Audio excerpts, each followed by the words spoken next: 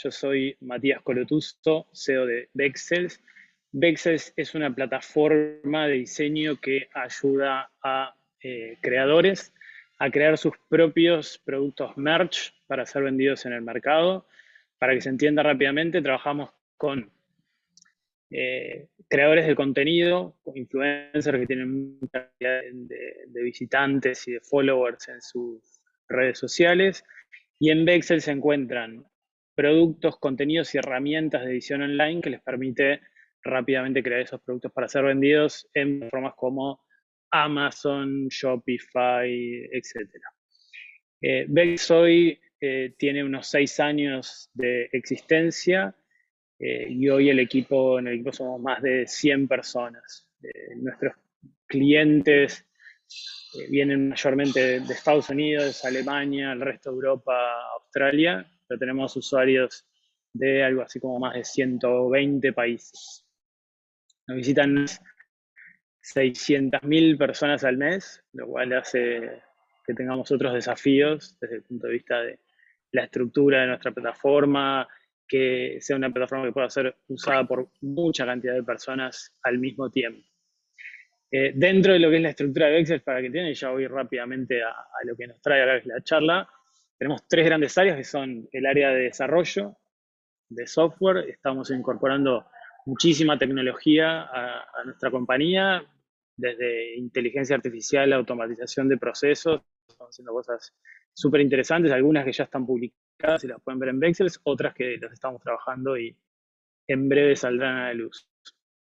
Pues hay una gran área de marketing y una gran área de contenidos. Pero bueno, la idea de la charla era hablar sobre cómo innovar desde Uruguay. Voy a contar algunas experiencias también personales con Vexels que creo que son relevantes para esta charla. Pero bueno, a la pregunta de cómo innovar desde Uruguay, la primera idea que se me venía a la cabeza era algo como esto, ¿no? Algo de casi un meme que nos representa en Uruguay. No soy ni de Peñarol ni de Nacional, para que nadie se ofenda. Pero bueno, esto de pensar el mate casi como símbolo de tiempo y foco para trabajar. Obviamente no todos los uruguayos toman mate, pero si hay algo que nos representa es el mate. Así que bueno, un poco de creatividad, tiempo, foco, una idea genial. Pero bueno, tenemos que ver cómo lo hacemos. La pregunta en sí de cómo innovar desde Uruguay, la respuesta es bastante fácil. En realidad, innovar desde Uruguay es igual que de cualquier otra parte del mundo. Y podría terminar la charla acá, pero probablemente Adriana me mataría, así que voy a tratar de profundizar un poco más en el cómo. Pero Totalmente, no antes se te es, ocurra. bien, pero antes era infaltable mencionar algunas innovaciones maracanísticas de Uruguay que son interesantes. Por un lado, algunas que son más representativas de hace mucho tiempo, como el primer marcapasos, el Zoom, la mamografía. Bueno, en términos futbolísticos tenemos primer mundial, la invención de la vuelta olímpica, el futsal. Después cosas increíbles como las primeras unidades coronarias móviles. Profundicé un poco porque siempre que leía eso decía, pero pará, ¿inventamos la ambulancia? Y es algo así, digamos, más vinculado a tener todo el equipamiento dentro de un móvil para poder asistir a alguien que, por ejemplo, está teniendo un paro cardíaco. Eso fue, inicialmente se inició en Uruguay. Y una que me resultó increíble porque investigué, intenté corroborar con varios medios, es esta del líquido limpia parabrisas. Esa fue una invención de un piloto uruguayo, Héctor Supisi, que era piloto y mecánico, y lo que hizo fue una bomba para lanzar líquido jabonoso al parabrisas, y bueno, a partir de ahí fue que se inventó. De hecho, estuve leyendo que Tesla propuso una patente que todavía no fue aprobada para un limpia parabrisas sin ni las escobillas ni el líquido, así que capaz que esta invención de Héctor tiene su fin pronto. Y por otro lado, compañías que son increíblemente relevantes en nuestro medio y nos animan a pensar de que desde Uruguay no solo se puede, sino que está el marco más adecuado como para hacerlo. Y ahí voy a nombrar dos que probablemente todos conozcan de forma muy cercana y de hecho tienen un vínculo con esta casa de estudios muy estrecho, tanto ya como iLocal, ambas compañías de hoy de relevancia mundial. Siempre nos pasa a los uruguayos esto de que siendo pocos creamos cosas que impactan en el mundo y que nos hacen relevantes en el mundo. Y después dos casos, uno en particular, una pequeñísima anécdota, y el otro no sé si todos lo conocen, pero Star Media fue una compañía creada por un uruguayo, Espuelas. De hecho, cuando se construyeron los World Trade Center, el logo que estaba arriba del World Trade Center era el de Star Media y fue de alguna manera relacionado con uruguayo la primera compañía que salió a la bolsa en los Estados Unidos. Esto fue pre-burbuja de las .com, después, como muchas de las compañías post-burbuja, murieron poco tiempo después. Esta Scraping Hub a mí me resulta en particular interesante porque es una compañía de la que yo no sabía nada y un día escribí sin saber que eran uruguayos. Es una compañía que se dedican a hacer scraping y para mi sorpresa la respuesta vino en español y el director y me dijo, mira, nunca nos pasa que nos escriban de empresas uruguayas, así que me animé a escribir. Pedí Scraping Hub, si bien capaz que no es tan conocida, es una compañía. Este mail yo se lo mandé en 2014, es decir, unos 8 años atrás, y me contestaba esto, y a su vez ahí me enteré que era una compañía completamente remota. Cuando en estos últimos 2 años empezamos a ver compañías que empiezan a proclamarse como empresas que trabajan de forma remota, Scraping Hub lo venía haciendo hace un montón. Ahora actualicé un poco de sus datos y vi que ya son más de 180 personas distribuidas por el mundo y no tienen una oficina, lo cual me resulta fantástico. Pero bueno, les iba a contar una pequeña anécdota personal con el Zoom. En mi niñez, que el Zoom todavía estaba permitido, se me ocurrió una genial idea de probar la conductividad. Es decir, Zoom más calentar agua en una olla, más estos cuchillos Tramontina, que mi gran descubrimiento es que esos pequeños remaches que ven con esos dos circulitos están conectados con el metal, lo cual terminó en algo así como un electrocutamiento temprano, no tan cool como Raiden, pero la pasé un poco mal y eso fue parte de mi camino de tratar de innovar. Pero bueno, vamos a hablar del proceso de innovación propiamente dicho. Este es uno de los esquemas típicos del proceso de innovación. Lo interesante acá destacar es que los procesos de innovación no siempre tienen que cumplir con un ciclo estrictamente formal, pero está bueno entender en qué etapa de nuestro proceso de innovación estamos o queremos estar. En estas etapas hay toda una fase que se le llama de experiencia de usuario. Yo la defino como el entendimiento del problema en particular. Y en esta etapa es tremendamente importante comprender, observar y en parte ir definiendo la idea. Estos son elementos que componen a esto de lo que podría ser el problema que estamos resolviendo.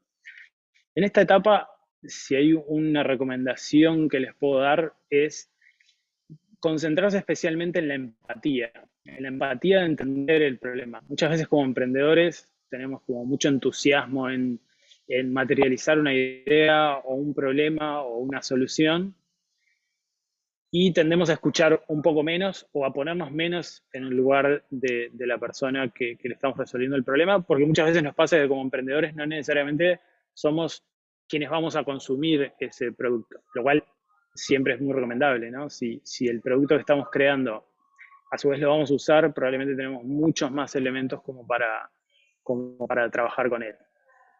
Después viene una etapa que es de creatividad, y acá yo después le voy a dar una serie de herramientas que son interesantes, que creo que es un poco el trigger de la charla, de cómo innovar o cómo empezar a pensar en ideas, y esta fase de definir, idear y prototipar vienen por el lado de la solución, es decir, al problema que tenemos, una solución dada.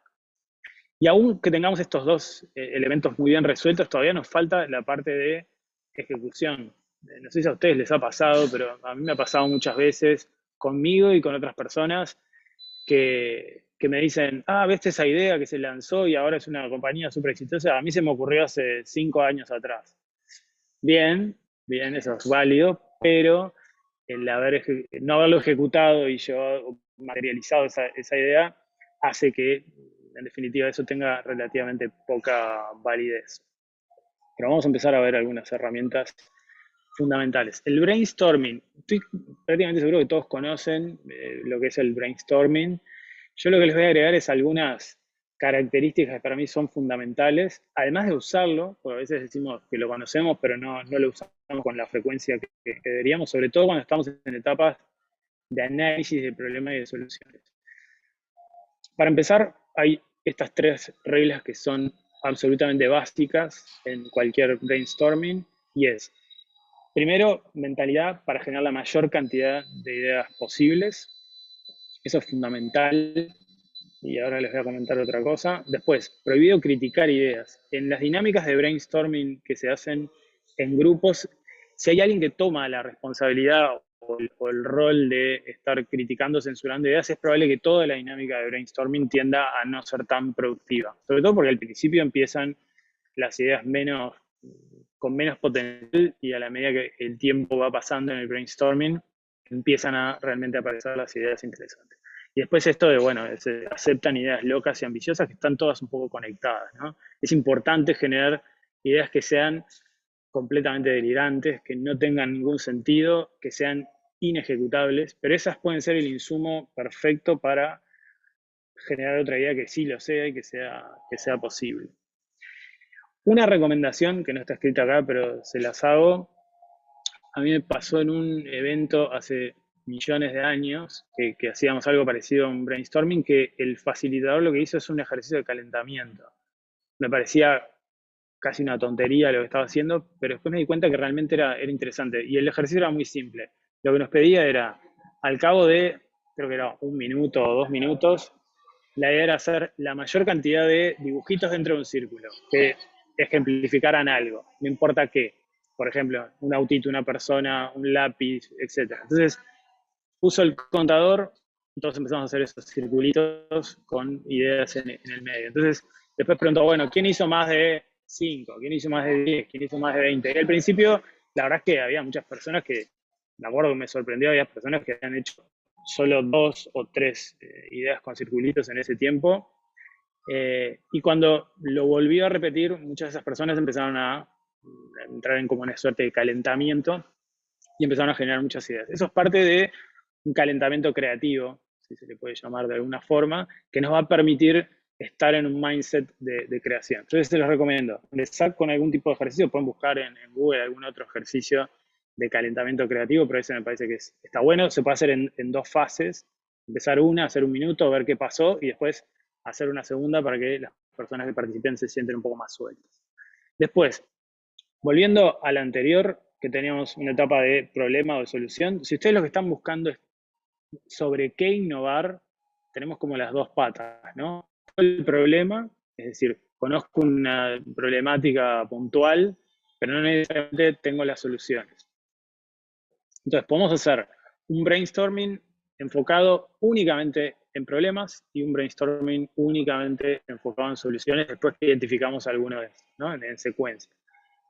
Puse ahí un mini tip, no intentar resolver ambos en el mismo brainstorming. Es decir, ¿por qué no le solucionamos a tales personas tal problema junto con esta idea de hacerlo de tal y cual forma? Obviamente si lo pueden hacer, genial, pero va a tender a no ser tan efectivo. Lo mismo que lo del calentamiento, una recomendación para el brainstorming es que lo documenten con post-its o un pizarrón o lo que fuera. Después que se pasa una fase, eso hay que ponerle como un tiempo finito, es decir, 1 hora de brainstorming, se discuten algunas de las ideas, se descansa y después se repite. Créanme que la dinámica de repetir brainstormings trae realmente un potencial mucho más alto de ideas posibles, porque las personas empiezan a tomar insumos de lo que ya escucharon, empiezan a procesar, y ahí es donde empiezan a surgir las ideas más interesantes. Pero para ayudarlos un poco más, si bien hay mucho texto en esta slide y cosa que no me gusta, les voy a dar como algunos tips o algunas ideas que pueden ser triggers para empezar a trabajar sobre un posible problema o eventualmente una posible solución. Bueno, algo que hoy se está haciendo en cuestión de horas o días, poder hacerlo en minutos o en 0 tiempo, por ejemplo. Eso puede ser una buena forma de trabajarlo y puede ser interesante. Algo que es extremadamente costoso, o pensar si no lo podríamos hacer de una manera gratuita, de forma muy económica. Si bien la idea no es siempre buscar formas más económicas de hacerlo, la verdad es que muchas empresas han triunfado con ese modelo, como Gmail, como tantas otras. Google es experto en hacer algo que una industria cobra por hacerlo, pasarlo a una modalidad gratuita. En nuestro caso, les cuento de Excel, uno de los servicios que tenemos y es más atractivo para nuestros usuarios es que dentro de las suscripciones ofrecemos que uno de nuestros diseñadores, que son de altísimo nivel, les haga un diseño de forma personalizada casi, pero con algunas reglas. Esto dentro del mercado puede valer, no sé, de 150 a 200 dólares, estoy hablando de un mercado global, pero nosotros lo estábamos ofreciendo en suscripciones que iban desde 29 dólares y les permitían hacer una o dos de estos pedidos por mes, con lo cual los costos no daban. Pero el truco fue que lo hicimos, pero en contrapartida decíamos que ese contenido iba a mantenerse como propiedad intelectual de Excel, se iba a poder utilizar por nuestra comunidad de usuarios un tiempo después. Es decir, como ventaja le hacíamos el contenido que esa persona necesitaba, con la frase, con la ilustración o con lo que fuera que esta persona quisiera, pero eso queda disponible para todos. Y la verdad que fue una dinámica de ganar-ganar, que al principio parecía que podía ser muy arriesgado, pero la verdad es que a nosotros nos dio un montón de insight de qué es lo que estaba funcionando en el mercado. Nos permitió producir contenido con mucho más foco de lo que se necesitaba y a su vez para nuestros usuarios era una propuesta de valor realmente increíble. Bueno, después cosas como las que están pasando, ¿no? Web3, trabajo remoto, algo que requiere interacción en algo automático, es decir, no sé, cosas que requerían trámites o lo que fuera, que hoy se puedan hacer de forma automática. La capacidad de cómputo de nuevas tecnologías. Siempre está pasando que alguna de las tecnologías a las que hoy estamos viviendo, por ejemplo, en inteligencia artificial, demandan de altísimas capacidades de cómputo, pero como sabemos, la capacidad de cómputo se va elevando de forma exponencial con el tiempo, con lo cual podemos empezar a pensar algo que hoy no se puede hacer, pero en relativamente poco tiempo sí se va a poder hacer. Combinaciones de productos y servicios. Ya estaba viendo 2 productos que son interesantes, ya tienen algún tiempo. Una es Peloton, que es como una bicicleta fija que tiene una pantalla y básicamente lo que hacen es un servicio de streaming, de suscripción con un profesor que te guía para hacer la gimnasia, con la bicicleta que está obviamente conectada con todos los sistemas. Hay otra que ya tiene bastante más tiempo, es una empresa alemana que se llama Thermomix, que es básicamente una especie de olla automática que llaman robot de cocina, pero a su vez le agregaron una pantalla y la posibilidad de pagar algo así como 50 dólares al año para que nos streamee recetas específicas para ese dispositivo y que nos permita hacer súper fácil cocinar. Bueno, mismo producto, distinto mercado, esto es un clásico. Hay mercados que resuelven muy bien un problema, pero que otros mercados todavía no lo tienen resuelto y se puede trasladar de forma fácil. Todo esto, la idea era que para ustedes fueran triggers que les permitan pensar si de alguna manera están trancados o como dinámicas de las propias brainstorms. Después algunos cuestionamientos, que esto obviamente no durante una dinámica de brainstorming, sino después, para empezar a pensar si el producto es único, qué lo hace único, qué puedo hacer para que sea único o escalable, puedo darle una característica más sostenible, formas también de empezar a trabajar en la innovación. Y yo a esta slide en particular le puse boldness, que es algo así como algo osado. Eh, con Vexels participamos de lo que es la aceleradora de 500 Startups, que nos ayudó en un montón de cosas y procesos de trabajo dentro de una compañía, pero una de las que más me marcó es que cuando teníamos que presentar acciones para acciones comerciales o formas innovadoras de presentar nuestro producto, yo sentía que había encontrado la fórmula perfecta, iba con mi mentor, le decía, bueno, lo que vamos a hacer es esto, esto y esto, y me decía que era not bold enough, no era suficientemente osado o no iba a cambiar suficientemente. Entonces yo me frustraba y decía, ¿cómo no va a ser? Esta idea era genial. Me frustraba, pero volvía y decía, bueno, ¿cómo puedo a su vez hacerlo más interesante, que sea más desafiante? Y lo volví a hacer y dije, sí, ahora sí lo logré. Iba y me volví a pasar lo mismo, me iba casi llorando de la rabia porque pensaba que solamente me estaba molestando. Hasta que al tercero me hizo como un pequeño levantamiento de labio, como diciendo, bueno, puede ser, pero todavía no lo convencía. Y eso se repitió durante varias semanas para mi frustración, pero fue increíblemente interesante. De hecho, años después lo vi y le dije, cosas que no puedo decir en esta charla, pero de forma amistosa, le dije que era como muy exigente y que había sido especialmente molesto. Y me decía, bueno, ese era mi trabajo, no importaba lo que me trajeras a priori, yo un poco iba a ser siempre esa persona que te iba a empujar a llevar tus ideas a otro nivel. Así que como recomendación, esa también es interesante, que alguien oficie o vaya intercambiando, si lo hacen en equipos, de esta persona que dice, bueno, para mí todavía no es suficientemente bold, traigan algo más arriesgado y más interesante. Bueno, seguimos. Después viene toda una etapa de validar nuestras ideas. Si hicimos todo este proceso de brainstorming, lo repetimos, nos empezamos a entusiasmar con una idea, sí o sí vamos a tener que empezar a pensar en estos mecanismos de validación de ideas. Uno de ellos, si lo conocen, son los MVPs, o sea, el Minimum Viable Product, que incluso no siempre son tan necesarios. Hay productos cuyo Minimum Viable Product pueden ser tremendamente complejos, pero a veces realmente la necesidad de un usuario, de un cliente, es muy específica, con lo cual resolviendo eso puede que tengamos un buen MVP. Les cuento muy cortito también, un caso en Bexel. En Bexel cada vez que hemos crecido de forma significativa es porque hemos hecho algún tipo de cambio significativo en el sitio. Al principio Bexel era un sitio que ofrecía contenido de forma gratuita, lo hacíamos para ir haciéndonos de una reputación y de esa manera empezamos a traer muchísimo tráfico al sitio hasta que un día dijimos, bueno, creo que estamos en condiciones de empezar a ofrecer una suscripción de tipo paga.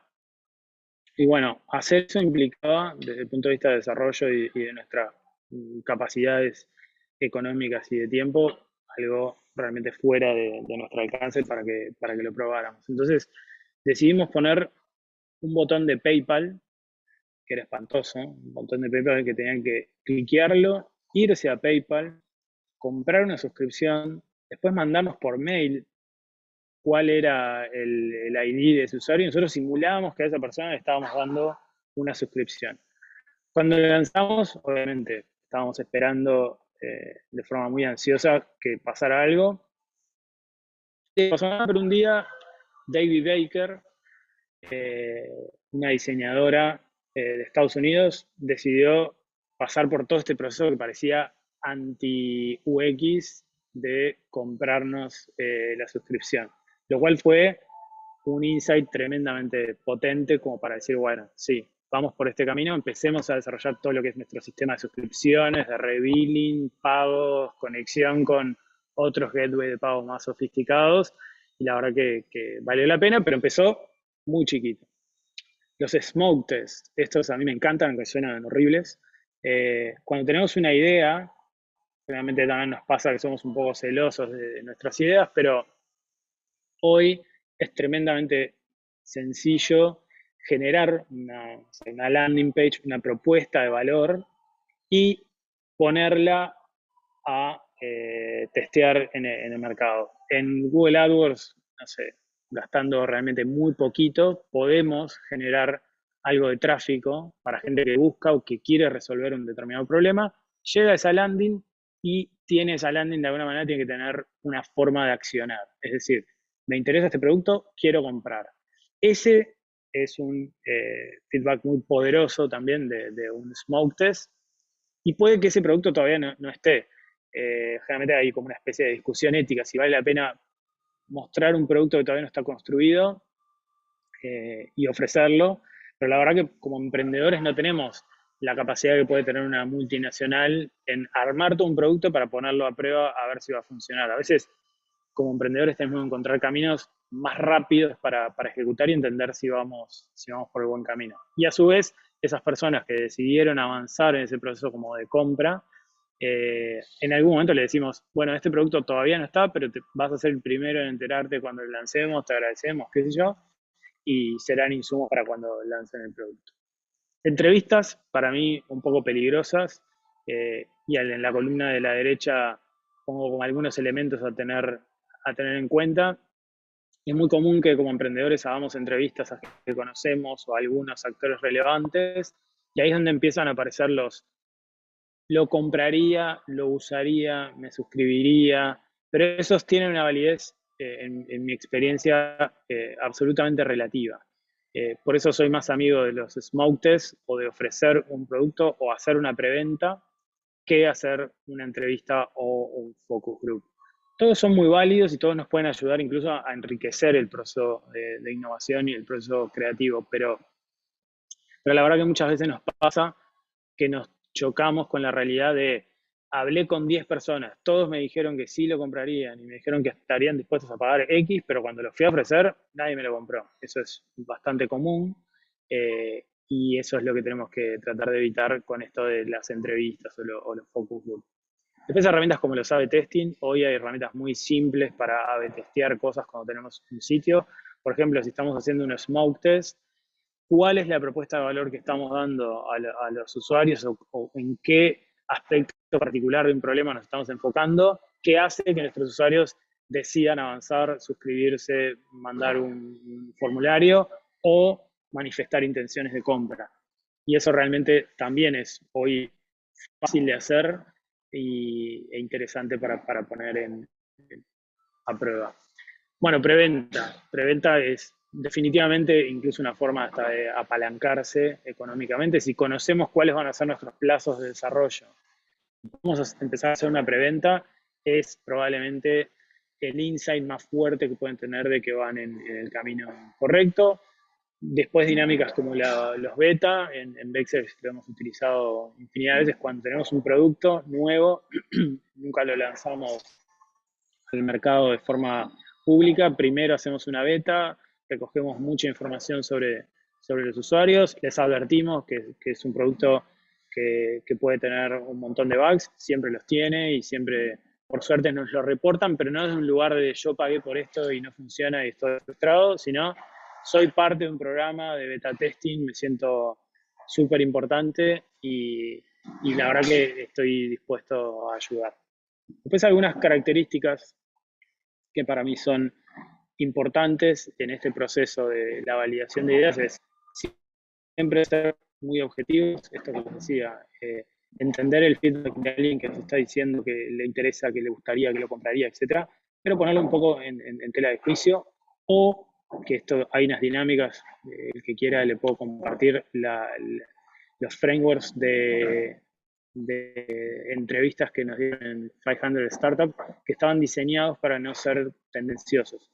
Cuando hacemos entrevistas tendemos a intentar convencer o nos ponemos a la defensiva cuando alguien nos dice que eso no le serviría, entonces empezamos como a decir, no, pero fíjate que sí te serviría por esto y por esto otro y qué sé yo, sino que en las dinámicas a veces de las interviews es interesante sacar más información que ponernos en una modalidad de vendedor para ponernos en modalidad de vendedores. ¿Qué es esto? ¿No? Feedback siempre es relativo.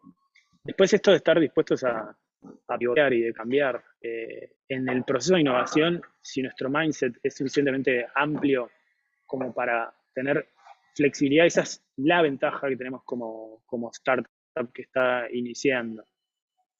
La posibilidad de cambiar rápidamente versus lo que son las grandes compañías. Si bien Vexel no es una gran compañía todavía gigante, hoy lidiar con 100 personas, equipos, dinámicas internas, ya nos está pasando que cambiar rápidamente nos cuesta mucho más que cuando lo hacíamos al principio, que éramos, no sé, 5 o 6 en una misma habitación y probábamos cosas, cambiábamos, si teníamos un feedback al otro día ya estábamos implementando.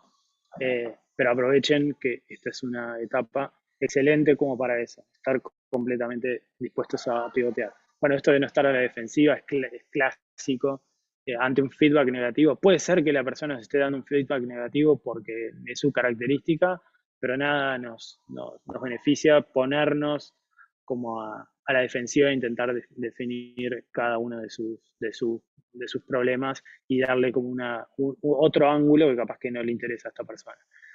Bueno, en estos procesos de MVP, smoke test, entrevistas o lo que fuera, para mí la clave es eso, buscar los pain points, qué es lo que realmente le importa a nuestros potenciales usuarios. Y en esto cometemos errores tremendamente básicos los emprendedores a veces en no enfocarnos realmente en el problema más importante, sino intentar como resolver muchos problemas al mismo tiempo, poner demasiados bullets, como tiene esta slide, que no es lo más recomendable, pero si resolvemos esto y esto y esto y esto y esto otro, y en realidad tiene mucho más potencia el marcarle a alguien eh, específicamente la resolución de un problema, a pesar de que en las otras cosas no seamos tan buenos. Si somos buenos en entender un aspecto puntual del problema y lo resolvemos bien, los demás pueden eventualmente quedar en segundo plano. Y al final hay un tema en este proceso de validar las ideas, que digamos el tesoro mayor que podemos buscar es esto de la atracción. En mi experiencia y habiendo visto sobre todo empresas que han crecido muchísimo, en algún momento se topan con algo de bajísima fricción y altísima atracción. Es decir, si nuestro producto lo pudimos vender, pero el producto implica, por ejemplo, un montón de reuniones, de follow-up con nuestros clientes o usuarios, y al final se vende, está buenísimo, pero seguro vamos a necesitar una forma más eficiente de traccionar para en algún momento crecer de forma mucho más rápida. En general, no es lo más frecuente hoy en día que las empresas traccionen eh, a partir de hacer crecimientos de equipo exponencial. Eso no es tan atractivo, sobre todo para el mundo de Venture Capital. En general buscan lo que es escalamiento, es decir, que con relativamente poco esfuerzo poder traccionar e impactar de forma muy importante. Entonces, buscar esos lugares de tracción donde sin tanto esfuerzo encuentro como feedback muy positivo y ganas de sumarse a mis productos, mis servicios, lo que fuera, esa es como la gran clave, y hasta que no encuentren ese punto, está bueno como seguir buscando y buscando y buscando. Bueno, pero después que pasamos por esto, validamos y entendemos que tenemos algo que puede ser interesante, viene tiempo de ejecutar. Y ahora hay un tema, el timing. El timing es clave. Yo anteriormente emprendí en una compañía que se llama Clinicson. Clinicson hacía follow-up de pacientes, nada que ver a lo que hacemos hoy. Follow-up de pacientes que estaban dentro de un tratamiento. Hoy es algo tremendamente frecuente y encontrar. Entonces, nuestro sistema armado como protocolo según el tipo de enfermedad que tenía y lo hacían, y el celular avisaba. De hecho, esto lo empecé hace muchísimos años y la primera versión era con SMS o con prompts de una computadora. Y después con el tiempo fue evolucionando a algo que podía ser algo así como una app que te avisaba, etc. Lo que me pasó es que, o esto es lo que yo quiero creer, que era un poco temprano para esa idea, y a su vez también reconocer que capaz que la ejecución no fue la más eficiente, pero a veces o llegamos muy temprano y nos sirve, o llegamos muy tarde y tampoco sirve. Con lo cual el timing en estos casos es clave. Creo que todas las empresas que conocemos, Facebook, Tesla, todas las más exitosas, no necesariamente crearon la solución, la implementaron de forma excelente, con algún giro interesante, con el timing perfecto. De hecho, Tesla, por ejemplo, creo que hay autos eléctricos desde el 70, por cuestiones de mercado, industria, etcétera, no era favorable el momento, pero recién después, con la combinación correcta de batería, autonomía y toda la impronta que le dio Tesla a sus autos, que son muy atractivos, hicieron que ese mercado finalmente despegara. Y acá les voy a hablar un poquito de lo que es la metodología de iScoring, que es algo que usamos con mucha frecuencia también dentro de Excel y nos ayudó muchísimo. La metodología es bastante simple, les voy a explicar y capaz que si nos da el tiempo les voy a dar algunos tips relacionados a esto.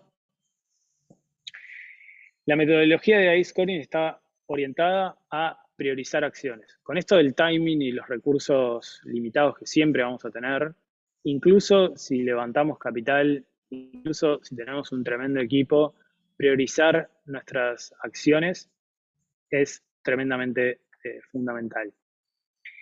El iScoring, después que hacemos un brainstorm, lo pasamos en limpio, sacamos lo que más nos interesa, tanto para acciones comerciales como para el análisis de una idea, el iScoring puede funcionar y se utilizan estas tres columnas, que son de impacto, confianza y facilidad de implementación, o esfuerzo, ahora le buscamos alguna otra característica.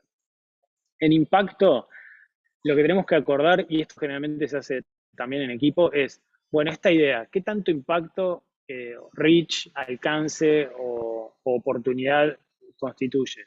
Eso se hace con escalas del 1 al 10 simplemente. Bueno, para mí esta es una idea que tiene muchísimo impacto, no sé, porque el mercado es grande, porque qué sé yo. ¿Qué tanta confianza tenemos? Esto puede tener que ver con, yo conozco muy bien esta industria y sé que esto es una tremenda oportunidad, entonces mi nivel de confianza sube. O me parece que es una buena idea, definitivamente puede tener un gran impacto, pero mi confianza de que eso va efectivamente a ser así no es tan alta. Entonces ahí el nivel de confianza baja. Y la facilidad de implementación o esfuerzo tiene que ver con, ok, por ejemplo, crear autos eléctricos, ¿tiene un gran impacto? Sí, seguro, tengo un alto nivel de confianza, pero la factibilidad de hacerlo o el esfuerzo que puede tener para nosotros crear un auto eléctrico, probablemente ese puntaje sea muy, muy bajo. Una vez que tenemos todas nuestras acciones, y ahí les recomiendo tener al menos más 10 para ponderar, es que hacemos una simple multiplicación de cada una de las filas, y eso les va a dar un puntaje. En teoría, si realmente están bastante acertados, les va a ordenar las ideas de tal forma que el que tenga más puntos sea el que tenga sentido de ser ejecutado, entre su capacidad, su impacto, confianza y factibilidad. Una cosa que sucede, y también lo recomiendo igual que en el brainstorming, es volver a repetir este ejercicio. Es decir, una vez que empezamos a ver cómo quedaron puntuadas algunas de las ideas, acciones o lo que fuera, nos va a pasar que vamos a entender que a este le pusimos demasiada confianza, ahora me doy cuenta, comparado con esta otra, tal vez es demasiado, entonces se vuelve a hacer todo el esquema de puntuaciones para tener otra vez un esquema organizado de iScoring. Una vez que tenemos resuelto el esquema del iScoring, tenemos que pasar a una etapa de documentación y acciones para los experimentos. La documentación es bien simple, sé que es molesta, pero es súper simple. Vamos a poner fecha de inicio y fin de la acción. Esto en general también está a veces reducido no a un emprendimiento como tal, sino a pequeñas acciones. Por ejemplo, bueno, vamos a probar esta idea, vamos a hacer una smoke test de si este producto a la gente le interesaría utilizarlo. Entonces, le ponemos una fecha, le ponemos un objetivo y una hipótesis. Es decir, la hipótesis para mí es clave que empecemos a fortalecer nuestro músculo como emprendedores y empecemos a cada vez tener una capacidad más fina de análisis de la ejecución de acciones. Entonces, anotarlo, digamos, anotarlo cuando documentamos esto para mí es clave para después compararlo con lo que realmente sucedió. Y esto créanme que al principio es molesto, porque probablemente nos equivoquemos un montón, pero después hace que cada vez seamos más efectivos en anticiparnos a lo que puede pasar. Y finalmente, qué tipo de experimento o acción estamos haciendo. Es sencillo, cada una de las acciones debería tener un documentito que después el equipo va a volver a ver una vez que se ejecutó esta, esta acción. Como complemento de esto, hicimos el brainstorming, sacamos ideas, una especie de backlog de ideas o de acciones, después las priorizamos y categorizamos con la metodología de ICE Scoring, lo documentamos y después, que no está en las slides, pero se los recomiendo hacer un cronograma hacia adelante, es decir, este va a ser nuestro plan de acción. Y eso en las compañías más tradicionales se parece mucho a lo que es el plan de acción, sobre todo cuando tenemos capacidad de acción o determinados recursos de tiempo o lo que fuera. Ese plan de acción es importante también que lo documenten y lo escriban. Al margen de que eso puede cambiar de un día para el otro, pero tener un buen plan de ejecución nos va a mantener bien enfocados con lo que queremos hacer. Así que adicionalmente a esta documentación para cada uno de estos experimentos o acciones, hacemos este otro documento con una especie de diagrama de Gantt o lo que fuera, que bueno, empezamos con esto, después seguimos con esto, que va a ir hasta la semana tal, y ya tenemos un plan para compartir con todo el equipo y designar qué va a hacer cada quien, o si son emprendedores independientes, también una guía personal de cómo avanzar con esto. Este es un proceso que nosotros seguimos con frecuencia, que es esta lista de acciones, armamos la planilla para la puntuación y la revisión después para el live scoring, elegimos las acciones a implementar, completamos estos documentos de experimentos y después pasamos a la ejecución con el cronograma. Es realmente muy simple, pero nos organiza para que esto no sea realmente un caos. Bueno, acá les quería contar todos estos procesos pasaron también en el pasado, son de otros tiempos, pero a alguien en algún lugar se les ocurría que una buena idea como para salir de un edificio en llamas era tener un casco con un paracaídas y si notan en los pies una especie de zapatones con amortiguadores para que justamente no se lastimen. Esto no evolucionó bien, no lo hicieron, que por suerte para todos. Arriba, la fantástica idea de tener a los niños ventilándose en una ventana para que puedan respirar el aire fresco también parecía una idea fantástica. A un tal Williams se le ocurría que matar ratones con un revólver gigante de alto calibre podía también ser una buena idea que la gente iba a querer comprar sin dudar. Así que bueno, esas en particular y de este tipo de está llena. Pero para ir de alguna manera cerrando con lo que es la charla, también les quiero comentar que y de eso estoy absolutamente convencido, estamos en un momento inmejorable para innovar y les voy a mencionar algunos aspectos. Si me viene de Access con lo que fue el armado de diseño de esta presentación, probablemente me odiarían porque en Vexes el tema de diseño es algo delicado, pero en este caso la armé la herramienta de diseño, así que esto es lo que quedó. Como les decía, hoy innovar, y especialmente desde Uruguay, ahora les voy a hacer una mención especial, me parece increíblemente favorable. Por un lado tenemos todo lo que fue COVID, trabajo remoto y todo lo que sacudió al mundo. Le sumamos la guerra y el entorno mundial está en un entorno claramente de combinación entre crisis y aparición de algunas tecnologías que son realmente disruptivas y nos permiten hacer cosas increíbles. Por otro lado, mercados de primer mundo experimentando lo que es la inflación cosa que por estos lados la tenemos bastante clara. Estoy en Argentina, en este momento en Buenos Aires, se imaginarán, por acá lo tienen aún más claro. Pero estos ecosistemas de la crisis abren un montón de oportunidades, o por el lado del ahorro, o por el lado de cambiar dinámicas, o por el lado de generar nuevos ingresos.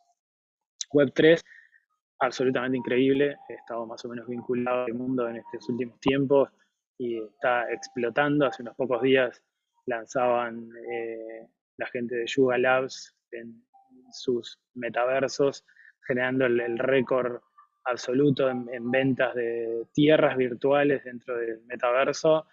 Que monos JPG tokenizados valgan como mínimo unos $400.000, hoy es también algo que nos vuela la cabeza a todos. Todo el ecosistema cripto, metaverso, etcétera, es un área que abre increíbles oportunidades.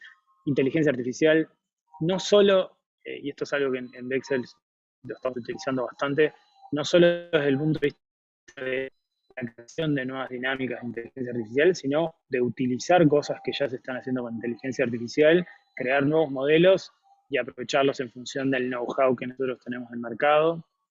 Nosotros ahora estamos automatizando algunos procesos, estamos haciendo muchas cosas con computer vision que son súper interesantes. El que quiera, con gusto, después les podemos comentar y profundizar sobre estos temas.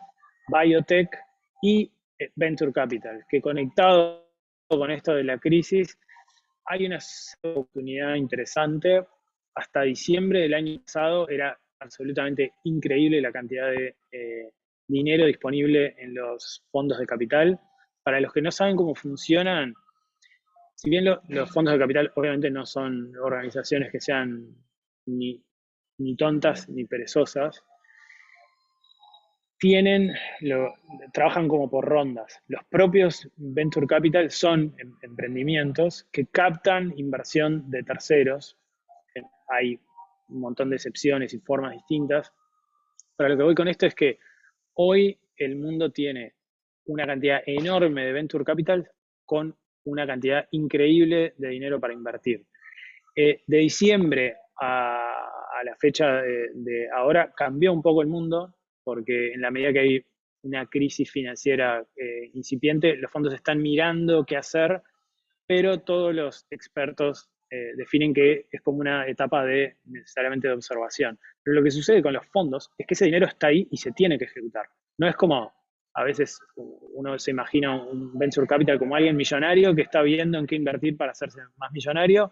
Hay algo de eso, sí, pero en este caso estas compañías, los venture capital, traen ese capital para ser ejecutado y el compromiso es ejecutarlo en un determinado tiempo. Entonces, ese dinero está ahí y la verdad que ha hecho que las valuaciones de las compañías se fueran por las nubes y que como nunca del lado de emprendedores estuviéramos como en un lugar de fortaleza, pudiendo hasta elegir qué tipo de venture capital vamos a optar. Obviamente siempre y cuando nuestra idea o emprendimiento muestre que va hacia un lugar que tiene un buen nivel de tracción. Por último, Uruguay, y me conecto con lo que es la charla. A veces me ha pasado muchas veces, cuando hablamos de emprender desde Uruguay, puede haber como varias lecturas. Una de ellas es, uy, qué difícil emprender desde Uruguay porque no tenemos determinadas condiciones que pueden tener en otros países. La realidad es que estos últimos 2 años han cambiado de forma significativa ese nivel de acceso a capital, acceso a información. Y a su vez Uruguay empieza a ser, no sé si están al tanto, pero una especie de hub de esta región de las tecnológicas más importantes. Sin ir más lejos, casi todos los unicornios que son de Argentina y algunos de Brasil se están instalando en Uruguay, algunos de ellos en Punta del Este, otros en Montevideo, y es increíblemente fácil conectar con ellos en la medida que nosotros estemos proponiendo algo de innovación. Así que, más que nunca, apostar por la innovación en este momento y salir los estadounidenses o 500 hablan del get out of the building, o sea, salir, dejar de solo trabajar en estas ideas y en algún momento empezar a golpear puertas, conectar con gente interesante y relevante. Y en Uruguay tenemos un ecosistema que está increíblemente favorable para eso, para conseguir gente que nos ayude, que nos oriente, que puedan ser potenciales compradores. Así que bueno, de mi parte, muchas gracias y espero les haya resultado útil la charla. Quedo abierto a preguntas.